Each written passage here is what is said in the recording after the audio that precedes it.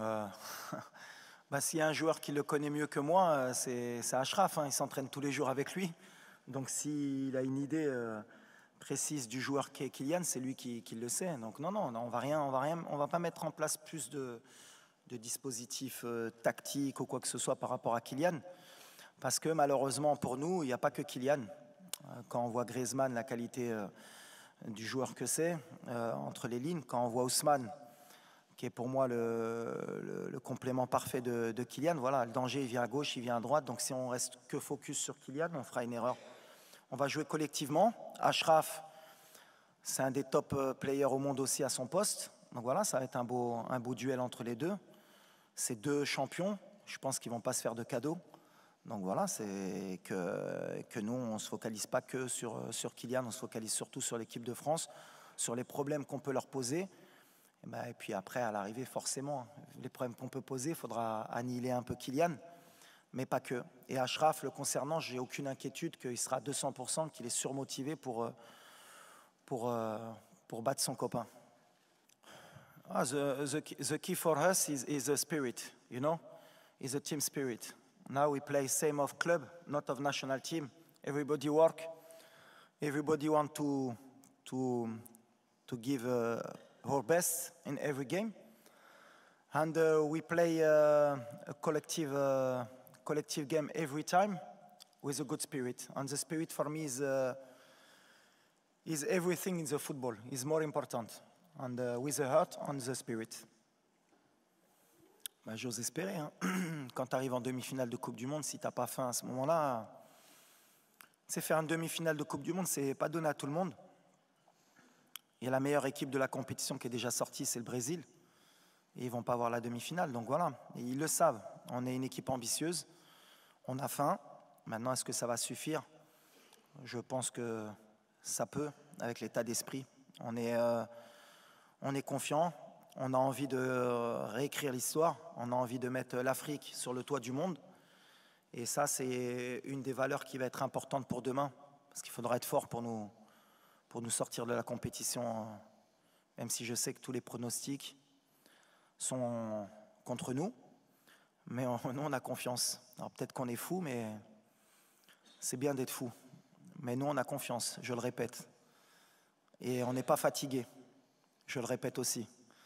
Donc si ça peut les embêter jusqu'à demain, parce qu'apparemment ça veut être rassurant à dire qu'ils vont être fatigués. Non, on ne va pas être fatigué. Depuis le début de la compétition, tout le monde dit qu'on va être fatigué, on ne va pas être fatigué. Tu ne peux pas être fatigué à une demi-finale de Coupe du Monde. Donc on a faim et on n'est pas fatigué. Well, for me, we have the best fan in the world, maybe with Argentine fans and Brazilian fans. I'm very happy because now the world begin to know what is a Moroccan fan. He's a crazy guy. He loves his country, he loves his club. He can travel anywhere to come to support your country. Maybe tomorrow you have more of 20,000 people minimum. He can come to support us. And I'm very happy because the World Cup can give this picture of the fans of Morocco. And tomorrow, sure, we play at home. And it's very important for us.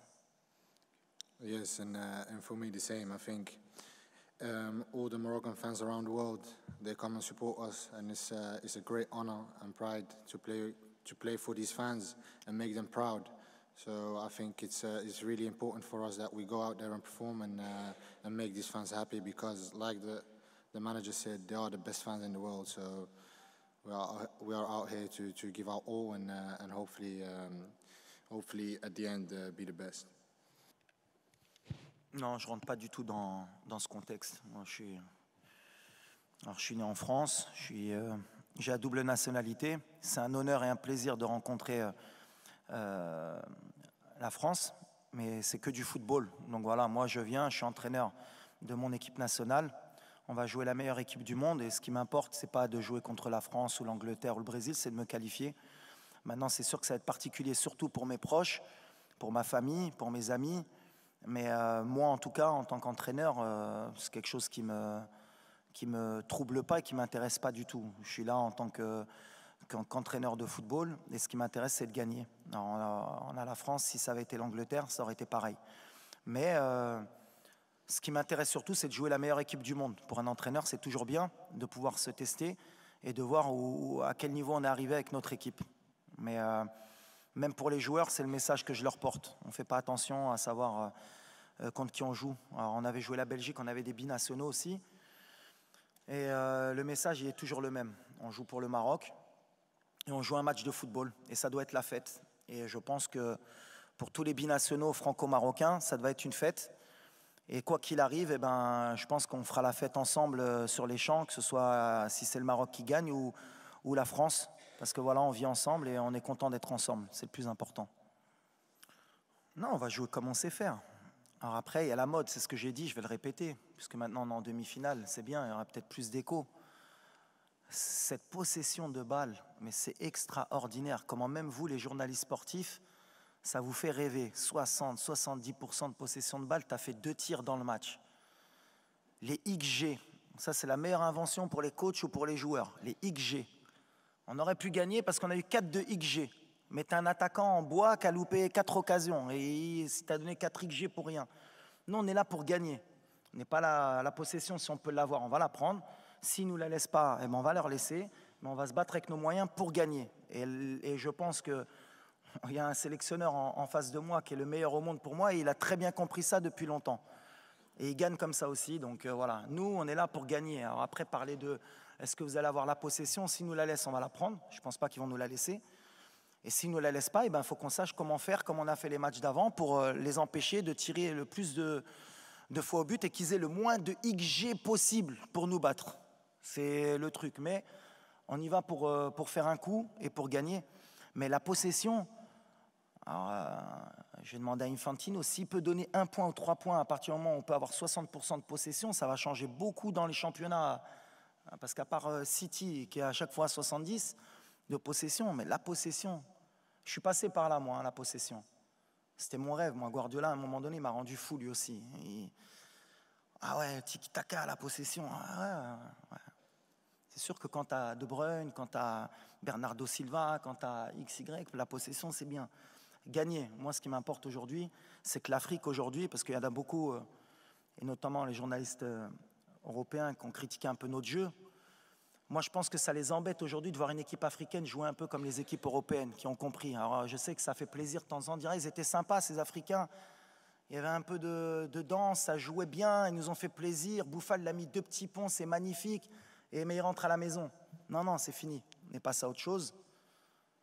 On a envie de gagner. On a envie de gagner pour l'Afrique, on a envie de gagner pour les pays qui sont en voie de développement, qui dans le football, pour qu'ils apprennent qu'aujourd'hui on peut gagner avec un minimum, parce que c'est le football. Il n'y a pas qu'une manière de jouer. Et je prends exemple sur la France. Parce que c'est bien beau, mais moi 2018, ils m'ont fait rêver la France, comment ils ont joué. Ils ont tout compris. Ils ont explosé tout le monde. Et contre l'Angleterre, ils n'ont pas eu 40 occasions. Ils ont explosé tout le monde. C'est la meilleure équipe. Si on peut prendre un peu exemple sur eux, demain, pourquoi pas. Mais XG, possession, c'est bien. Les datas, je crois qu'on a 0,01% de chance de gagner la Coupe du Monde au départ de la compète. Je ne sais pas, on est monté ou pas à peu près. Peut-être on doit être à 0,03 peut-être maintenant. Mais on va essayer de faire mentir cette statistique. Alors peut-être demain, je vais passer pour un con. On va dire, il a trop parlé. On est à 12. Alhamdoulilah. Alhamdoulilah. On va essayer de monter après le match un peu plus. Pour moi, il y a mes parents, il y a ma femme. Mais après, il y a tous les joueurs aussi, tous les parents des joueurs. On est tous une famille.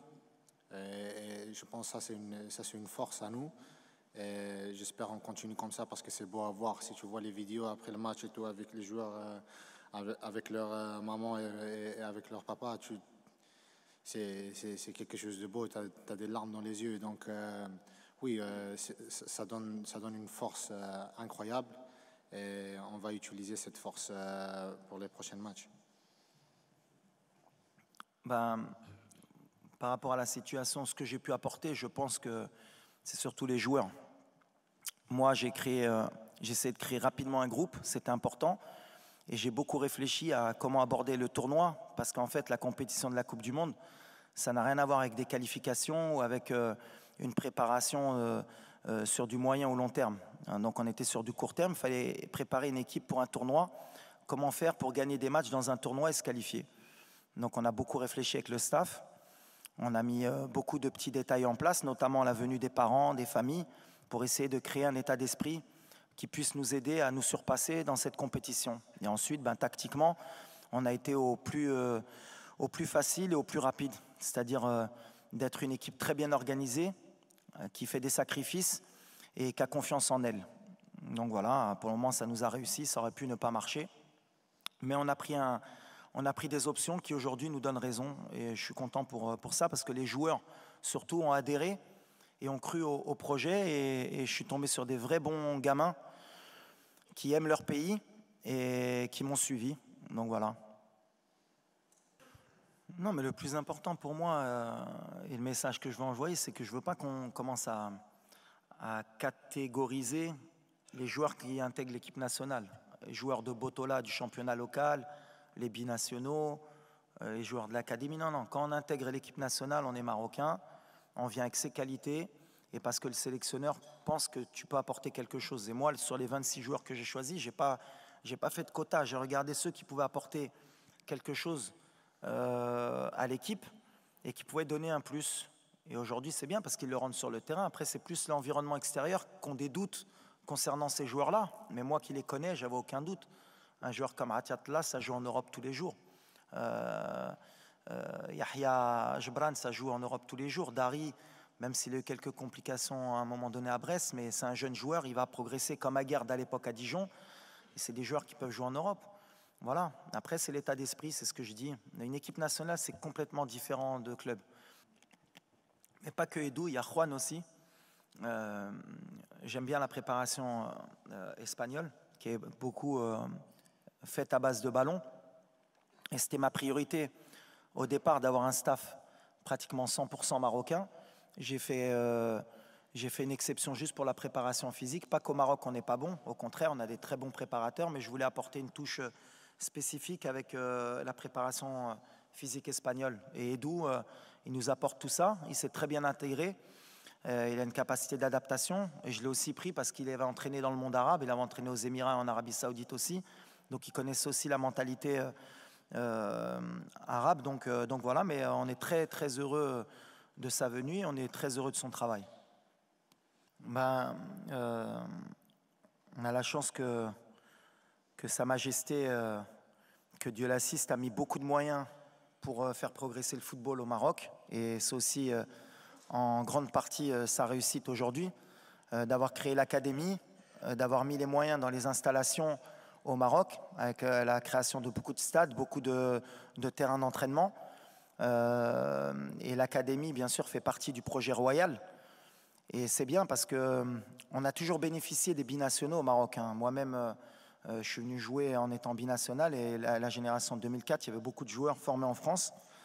Mais on a vite compris qu'il fallait aussi créer de la formation chez nous, avoir des forces vives qui font partie du pays. Et avec l'arrivée de joueurs comme El Nasseri, Tegnaouti, Ounahi, Aguerd, d'autres joueurs comme Banoun, Dari, qui sont des produits locaux, on va dire, et c'est bien. Ça veut dire que l'Afrique et le Maroc progressent dans ce sens-là. Et ils ont enfin compris qu'il fallait se prendre en main.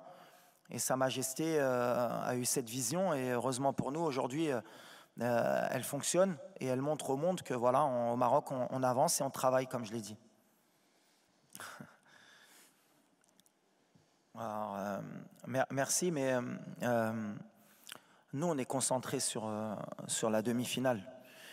Et le message que je veux envoyer aujourd'hui, justement, c'est parce que je vois depuis 2-3 jours, on a envie d'être satisfait et de dire quoi qu'il arrive, on aura réussi notre mondial. Et je veux changer ça. Alors vous allez me prendre pour un fou, mais non, c'est pas comme ça qu'il faut qu'on pense. On veut aller en finale, on veut gagner la Coupe du Monde. Et c'est pas des paroles en l'air. On n'est pas là pour être content juste d'avoir mis l'Afrique en demi-finale de la Coupe du Monde. Il faut qu'on aille plus loin. Peut-être qu'on n'aura plus cette occasion. Donc pour ça, les joueurs, ils sont prêts à tout. Le staff est prêt à tout pour créer la surprise demain, comme on l'a fait contre la Belgique, la Croatie, l'Espagne, le Portugal. Alors on tombe sur la meilleure équipe du monde, mais peu importe, aujourd'hui on est vraiment concentré et on a une énergie qui va être extraordinaire, qui va nous pousser demain pour rééquilibrer un peu les débats. C'est comme un match de coupe. Voilà, quand il y a l'envie, quand il y a la ferveur, quand il y a le public, je pense qu'on est capable. Me concernant, moi sur mon avenir, je suis marocain, je suis concentré sur mon équipe nationale et j'aime mon pays. Voilà, c'est le plus important. Non, écoute, ouais, j'ai grandi à Corbeil, dans les quartiers populaires. Après, j'ai pas envie d'en faire une histoire, le jeune de banlieue qui réussit, il est parti d'en bas, c'est magnifique l'histoire. J'ai vu, il y a plein qui sont partis dans mon quartier où j'ai grandi il y a 30 ou 40 ans pour faire des storyboarding de regarder, on peut réussir. C'est un truc comme pour, j'ai envie de changer les mentalités. Compétences, qu'on vient de banlieue, qu'on vient de Saint-Germain-en-Laye, t'es bon. Alors oui, je viens des quartiers, c'était un peu plus difficile pour nous, on le sait, il faut se battre 2 fois, 3 fois plus, mais ce n'est pas un frein pour moi et ce n'est pas un critère pour me plaindre. Je suis là où je suis aujourd'hui et je suis concentré pour faire une demi-finale. Si ça m'aide, oui, forcément. Parce que d'où on vient, on a 2 fois plus faim et comme on s'est battu 2 fois plus, et ben forcément c'est peut-être plus facile à passer ce message-là. Mais ce n'est pas une raison ou une excuse valable pour essayer de créer des histoires. Je suis là avec mes compétences, j'ai passé mes diplômes, j'ai fait 10 ans d'entraîneur avant de prendre la sélection. Je travaille au quotidien, j'essaye d'avoir les meilleurs résultats possibles et j'essaye de montrer le bon exemple. Et si en plus mon parcours, ça peut permettre de faire rêver quelques gamins, que ce soit en banlieue, que ce soit en France ou en Europe, partout dans le monde, mais surtout en Afrique, eh ben, tant mieux. C'est l'objectif aussi, attention, je ne mens pas. Mais aujourd'hui, je suis en mission. Il est là, le petit, hein? On est en mission ou pas? Pas là pour rigoler, pas de fatigue, je le répète, pour ceux qui pensent, on n'est pas fatigué. Demain, on va courir. On a envie de rentrer dans l'histoire pour le Maroc, pour l'Afrique, pour le Maghreb aussi, pour nos frères aussi, Algériens, Tunisiens, Égyptiens, Libyens, pour l'Afrique subsaharienne, pour tous ceux qui ont rêvé un jour de voir l'Afrique en demi-finale ou en finale de Coupe du Monde. On a l'opportunité là, il ne faut pas la gâcher. Moi, c'est surtout ça que je me rends compte. Je n'ai pas envie qu'on attende 40 ans après pour qu'une équipe africaine ait la chance et qu'il y ait la même conférence de presse dans 40 ans et qu'on dise vous pouvez passer. Non, on a l'opportunité demain de rentrer dans l'histoire, de ramener une équipe africaine en finale de Coupe du Monde. Et comme je suis quelqu'un d'un peu fou et que je suis un peu tout ce qui se disait même avant la Coupe du Monde. On a été beaucoup critiqué, les pays africains. Il y a beaucoup aussi de commentateurs sportifs qui disaient oui, mais l'Afrique, avoir 5, c'est déjà bien et ils ne sont pas assez bons. Ben, il y a des moments où il faut marquer le territoire et dire non, on est là. On est là et aujourd'hui, on a l'opportunité. Alors, on tombe, la France, c'est la meilleure équipe du monde. Ça va jouer sur des détails, mais on va essayer de le faire. On va essayer de le faire, Inch'Allah. Non, après chacun a son avis sur le football. Après, vous c'est normal, vous faites aussi votre métier, nous on fait le nôtre. Pourquoi c'est beau le football? Parce que justement, à chaque fin de match ou un avant-match, chacun a son avis. Chacun lit le film comme il a envie de le lire, avec son idée du football. Et voilà, on gagne de plusieurs manières, on perd de plusieurs manières. Il y a des forces en présence, il y a des équipes qui sont moins bonnes, il y en a qui sont plus fortes, et à l'arrivée, des fois, c'est les moins fortes qui gagnent, et il faut essayer de justifier le pourquoi du comment. C'est le football, c'est pour ça qu'on aime ce sport, c'est pour ça que c'est le sport le plus populaire, et que c'est le sport qui peut permettre peut-être d'avoir des milliards de personnes dans le monde qui suivent un match de foot, et c'est pour ça que c'est magnifique. Alors après, voilà, on peut parler football des heures, on peut ne pas se mettre d'accord aussi pendant un certain temps, mais moi, l'idée que j'ai du football, c'est que déjà, c'est une manière de rassembler les gens. C'est une manière de faire passer des messages et positifs à chaque fois. C'est comme ça qu'il faut le voir. Moi, je pense que ça va être une fête en France demain. Ça va être extraordinaire. L'équipe de France en demi-finale encore de la Coupe du Monde alors qu'ils ont gagné la dernière Coupe du Monde.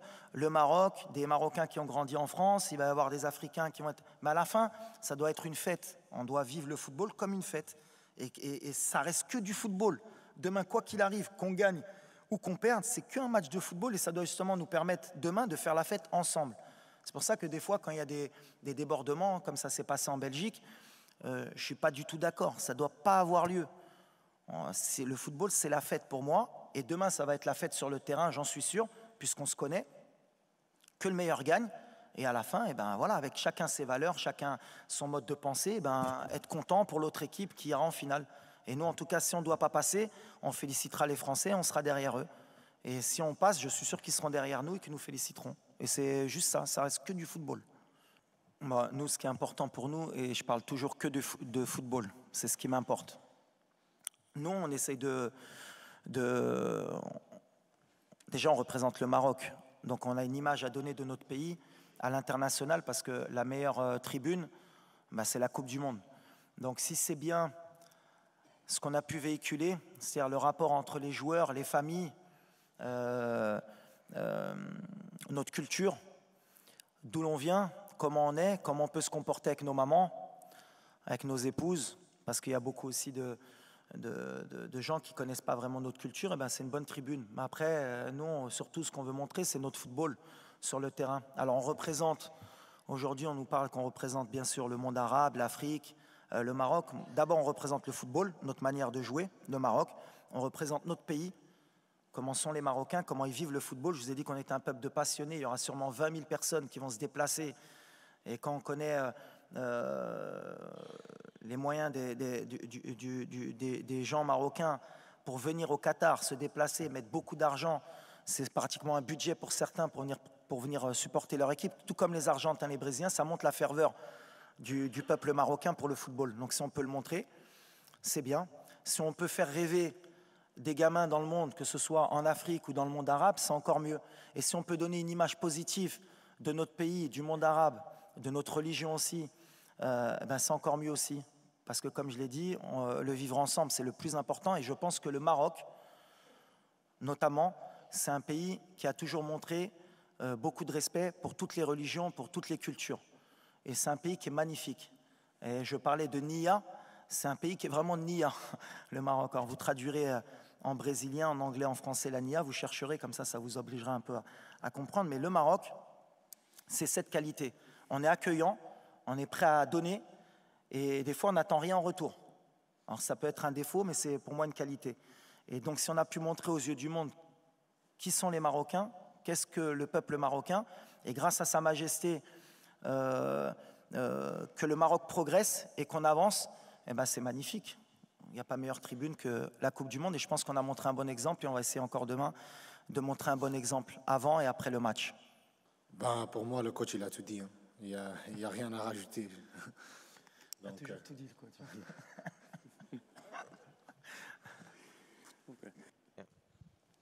Well, first of all, I think you can see what he did with the players. He created an environment that was really like a family. And I think, in my humble opinion, I think he's the best coach in this tournament. Although people will say he's very young or not experienced, but I don't think we as players, we really care about that. I think he is the best possible man to take us as far as possible.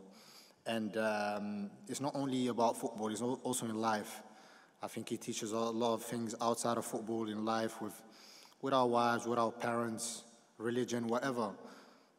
Whenever you have a problem, you can go to him, and he will be your dad, your big brother in that moment, outside of being a coach. So I think he's the best man at the moment, and we all wish him the best because he truly deserves the best. Well, of course, when we play a World Cup, everybody in the world see your game. You have some player, he play not in the small team because I don't like that, but maybe they serve best team of his club, and he's good tribune, on dit? Tribune? Yeah. Tribune for us to show his quality. But now everybody is focused for this World Cup. You want to make history, and after, the player, he have his manager, he have his journalist, for he make them a publicity, and he change the club. But now everybody is focused with Morocco, and that is important for me and for the country. Me as a little boy, I could have never ever dreamt of something like this. I know every single player wants to play. There's not one football player in the world that doesn't want to play football, and of course, sitting on the bench is not a nice thing. But if you see what we have created as a team, you can see that no one really cares, as long as the job is done at the end of the day. So when the manager gives me a chance, I will be ready and I will give 100% for him, for my teammates and for my country. But me feeling something because I didn't play, no, I don't feel anything. I feel proud. And like I said before, I'm in a semi-final of World Cup, and that's a real dream come true, and hopefully it